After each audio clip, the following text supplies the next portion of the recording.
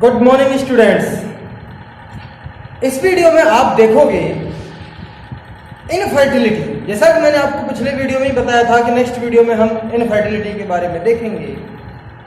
तो इस वीडियो में जो हमारा टॉपिक है इनफर्टिलिटी के बारे में, और this is the last topic of this chapter. तो हमारा ये टॉपिक है इनफर्टिलिटी।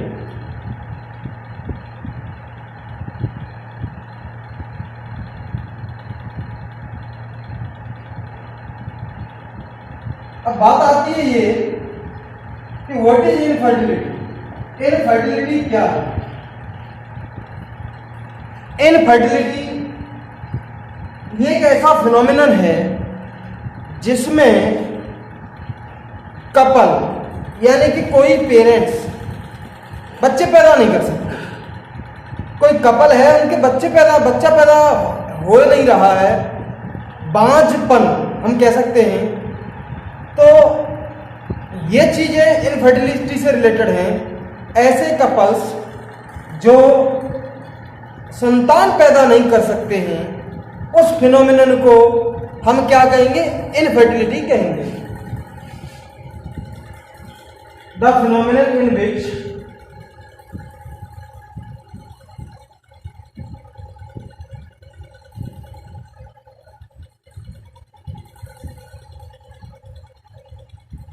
है एक ऐसा फिनोमिनन जिसमें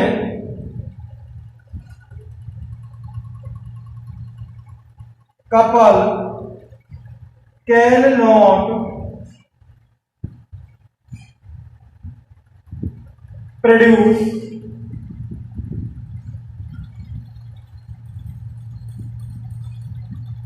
ऑफस्प्रिंग। ऐसा फिनोमिनन जिसमें कपल जोड़ा मेल और फीमेल जिसकी शादी हो चुकी है, वो संतान प्रोड्यूस नहीं कर सकता, जो बच्चे पैदा नहीं कर सकता है, इस फिनोमिनन को हम क्या कहेंगे? इनफर्टिलिटी। इसको हम इनफर्टिलिटी कहते हैं। अब ये क्या कारण है? बात ये आती है कि इनफर्टिलिटी के लिए कारण क्या है जिसकी वजह से कोई कपल बच्चे पैदा नहीं कर रहा, उसका रीजन क्या है, क्या कारण है इनफर्टिलिटी का। तो हमारा नेक्स्ट टॉपिक है, नेक्स्ट हेडिंग है कॉजेज ऑफ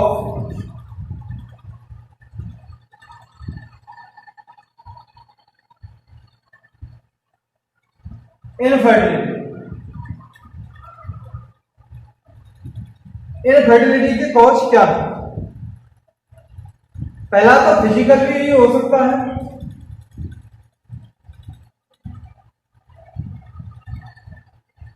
किसी की बॉडी जो पूरी तरह से डेवलप नहीं है, फिजिकली रूप से वो एबल नहीं है फर्टाइल करने के लिए, कॉन्जेनिटल भी हो सकता है।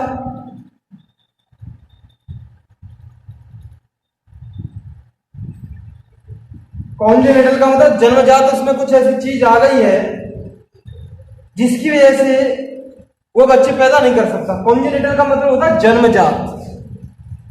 अब ड्रग्स,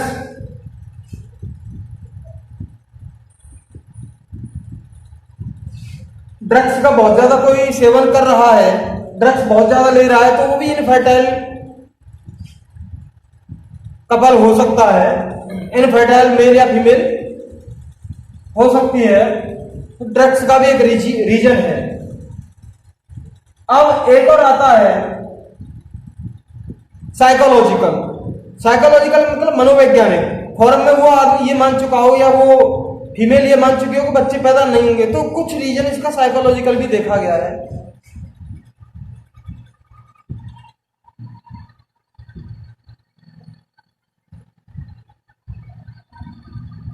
साइकोलॉजिकल है, डिसीज, बीमारी कुछ ऐसी लग जाती हैं जो जेनेटिकल डिसीज है, वो लग जाती है जिससे इनफर्टाइल ह्यूमन हो सकता है।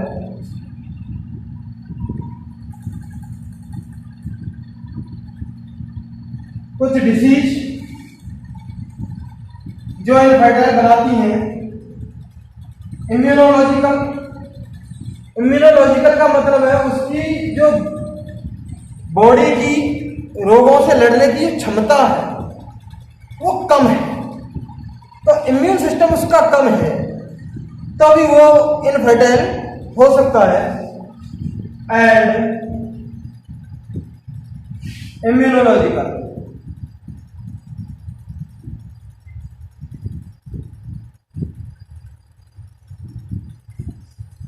ETC। तो ये इनफर्टिलिटी के कॉज है कि जिसकी वजह से मेल या फीमेल संतान उत्पन्न नहीं कर सकता। ये कुछ रीजन है, कुछ कारण है। तो ये हमने अभी जो है क्या देखा, इनफर्टिलिटी के बारे में देखा और कॉजेज ऑफ इनफर्टिलिटी के बारे में हमने देखा। अब हमारा जो नेक्स्ट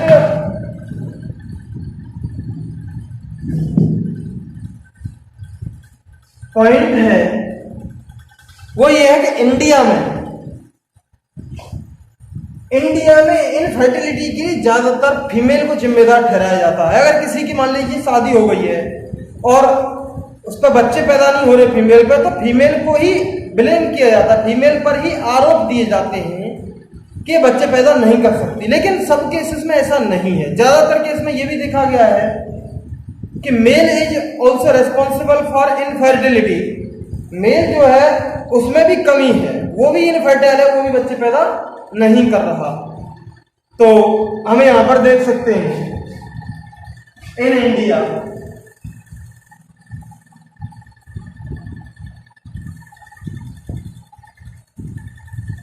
मोस्टली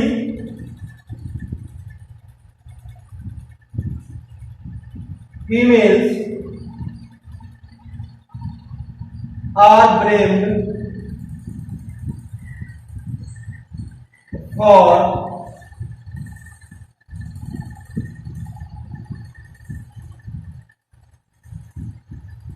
infertility,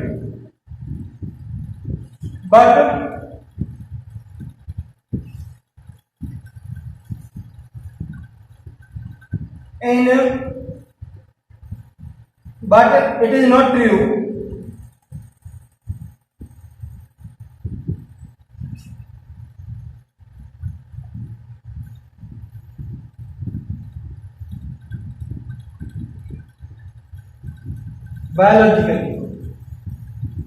बायोलॉजिकली ये सही नहीं है। In many cases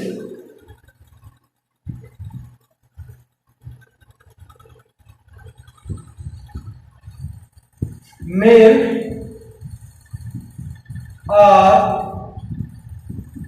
males are also responsible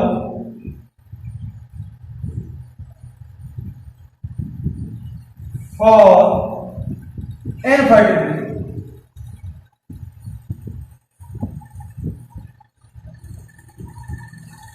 mails भी इनफर्टिलिटी के लिए रेस्पॉन्सिबल होते हैं। इनफर्टाइल कपल के लिए अब ये प्रॉब्लम तो है, तो इनफर्टाइल कपल के लिए कुछ टेक्नोलॉजी डेवलप हुई है जिससे कि वो भी बच्चे पैदा कर सकते हैं। तो उन टेक्नोलॉजीज को हम क्या कहते हैं, assisted reproductive technologies.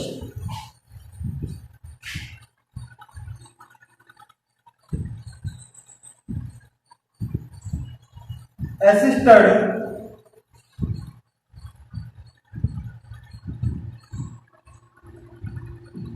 reproductive technologies ARTS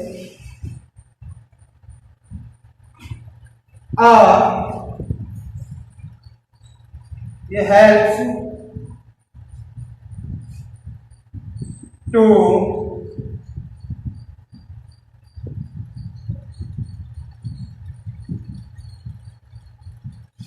infertile couples। assisted reproductive technology ART भी कर सकते हैं आप, इसे ARTS भी कर सकते हैं। These techniques, these technologies infertile couple के लिए यूजफुल हैं, वो उनको बच्चे पैदा करने में हेल्प करेंगे। अब हम देखेंगे ये ARTs है क्या, कैसे इनफर्टाइल कपल के लिए ये हेल्पफुल है, इनके बारे में हम देखेंगे।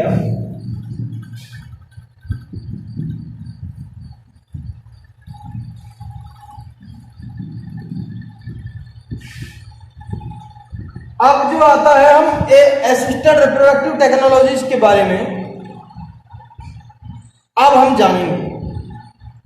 हमारा पहला है इन विट्रो फर्टिलाइजेशन।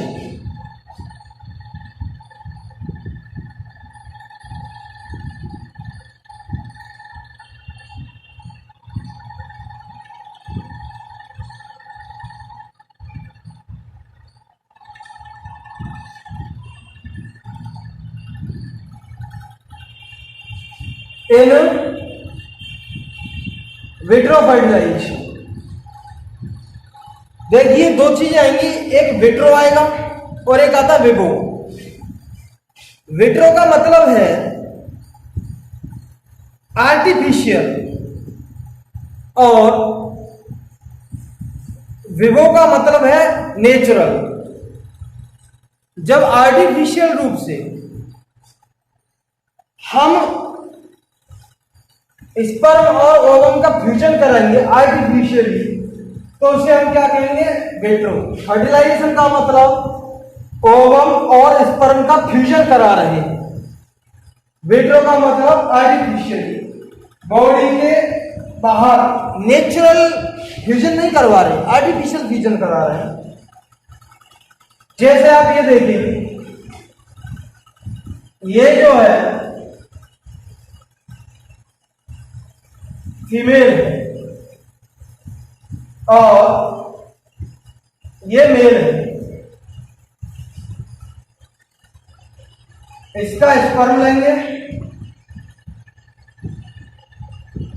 और इसका ओवम लेंगे और टेस्ट ट्यूब में इनको दोनों को डाल देंगे। ये स्पर्म हो गया और ये हमारा ओवम है। दोनों आपस में यहां पर फ्यूज हो जाएंगे। जब फ्यूज हो जाएंगे तो क्या बनेगा, जायगोट। जब स्पर्म और ओवम आपस में फ्यूज हो जाते हैं तो जायगोट बनता है।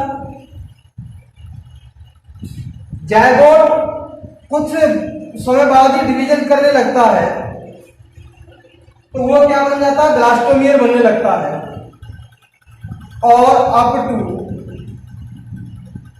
ए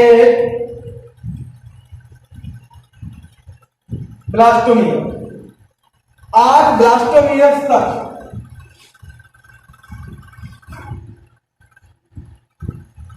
यहां तो जायगोट बनेगा जब ले लेंगे, यहां पर 8 ब्लास्टोमियर तक बन चुके हैं जब ले लेंगे। अब ये हमारा जो फीमेल है, फीमेल रिप्रोडक्टिव के पार्ट है,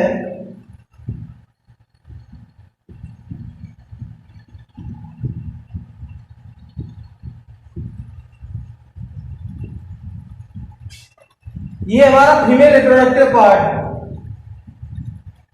ये फैलोपियन ट्यूब है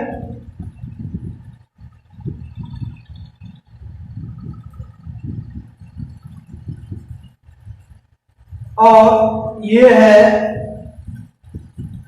यूट्रस।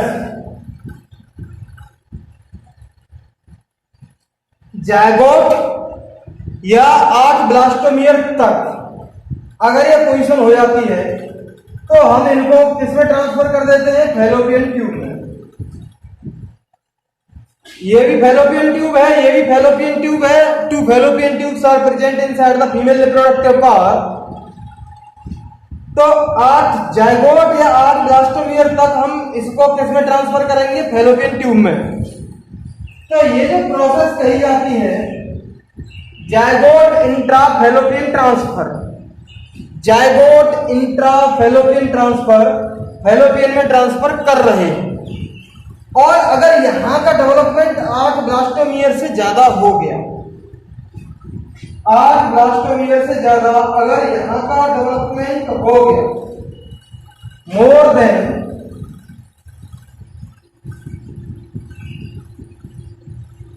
8 ब्लास्टोमियर्स, अगर 8 ब्लास्टोमियर तक है या उससे कम है तो यहां पर देते हैं फैलोपियन ट्यूब में ट्रांसफर करेंगे इसको। और अगर 8 ब्लास्टोमियर से ज्यादा इसका ट्रांसफर हो गया, मतलब डेवलपमेंट हो गया इसका, सॉरी, जायगोट डेवलप हो रहा है एम्ब्रियो में और एम्ब्रियो 8 ब्लास्टोमियर से ज्यादा तक डेवलप हो गया, तो हम इसे कहां पर ट्रांसफर करेंगे? फिर यूट्रस में, डायरेक्ट इम्प्लांटेशन के लिए यूट्रस में से ट्रांसफर कर देते हैं।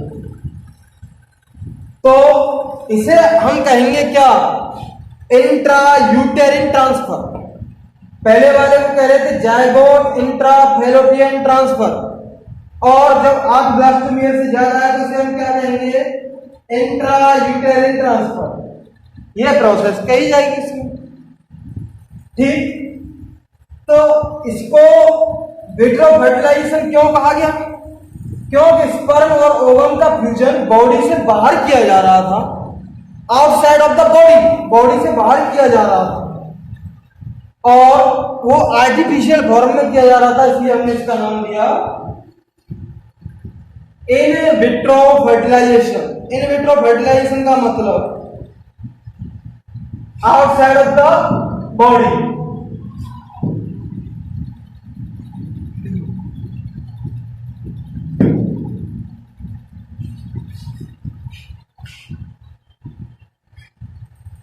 When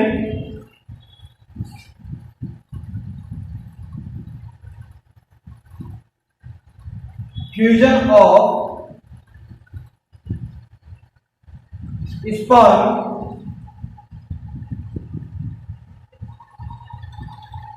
with ovum, स्पर्म का ओवम के साथ fusion occurs outside of body, body के बाहर होता है। This phenomenon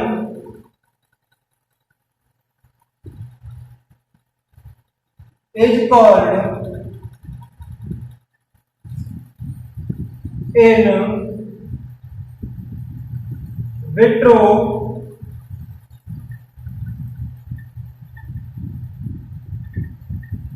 fertilisation. इसे हम क्या कहेंगे? इन विट्रो फर्टिलाइजेशन कहते हैं। प्रोसेस क्या है? Sperms collect from male and ovum collect from female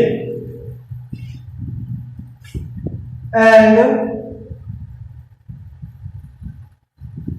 fertilize into test tube. Test tube के अंदर इनका फर्टिलाइज किया जा रहा है। नेक्स्ट जो आता है हमारा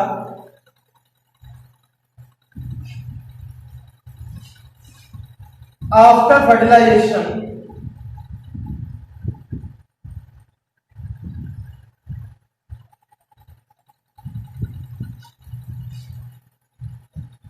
जायगोट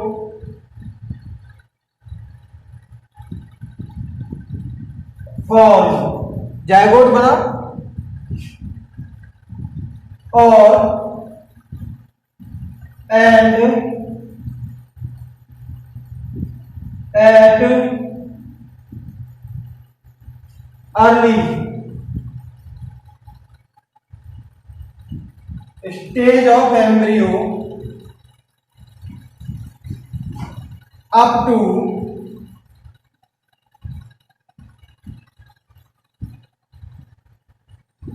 8 ब्लास्टोमियर्स, 8 ब्लास्टोमियर्स तक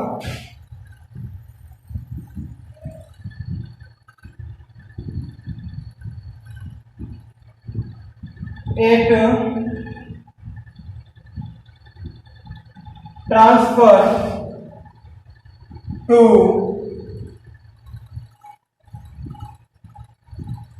fallopian tube. This is called zygote intra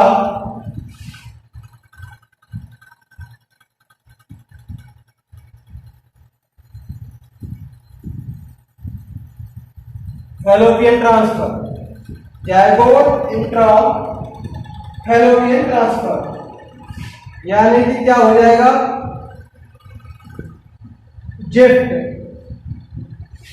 इसको हम क्या कहेंगे, जिफ्ट। जायगोट को ट्रांसफर कर दें या 8 ब्लास्टोमियर तक एम्ब्रियो डेवलप हो चुका है उसको, या तो जायगोट को, इट का मतलब है जायगोट को, या फिर 8 ब्लास्टोमियर तक जो डेवलपमेंट हो चुका है एम्ब्रियो, उसको हम ट्रांसपोर्ट कहां कर देंगे, फैलोपियन ट्यूब के अंदर। तो इसको हम क्या कहेंगे, a zygote intra fallopian transfer, GIFT, उसको हम क्या कहेंगे, जिफ्ट कहेंगे। अब अगर 8 ब्लास्टोमियर से ज्यादा हो जाता, when more than 8 blastomeres,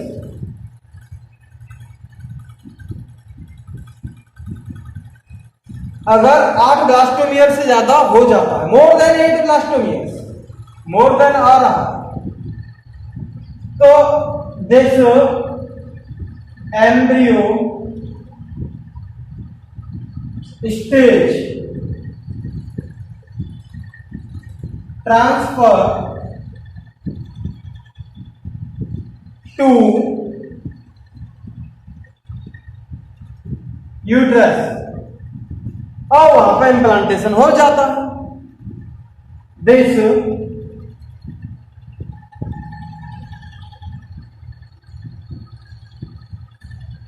phenomenon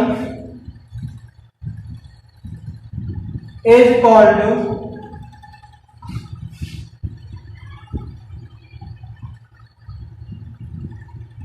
intra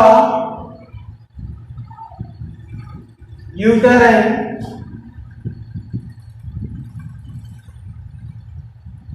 transfer, intra uterine transfer, बोले तो IUT,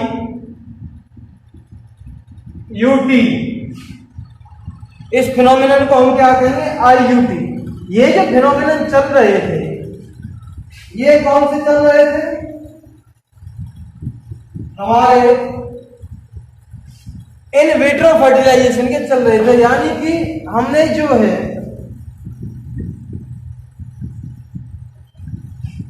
फर्टिलाइजेशन कराया है वो फीमेल बॉडी के बाहर कराया है, तो इसलिए हमने इनको क्या नाम दिया, इन विट्रो फर्टिलाइजेशन। अगर हम फीमेल बॉडी के अंदर करवा रहे हैं तो उसे हम क्या कहेंगे, इन विवो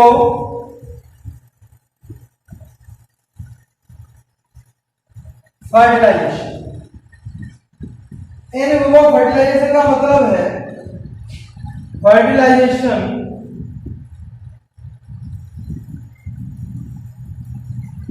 occurs inside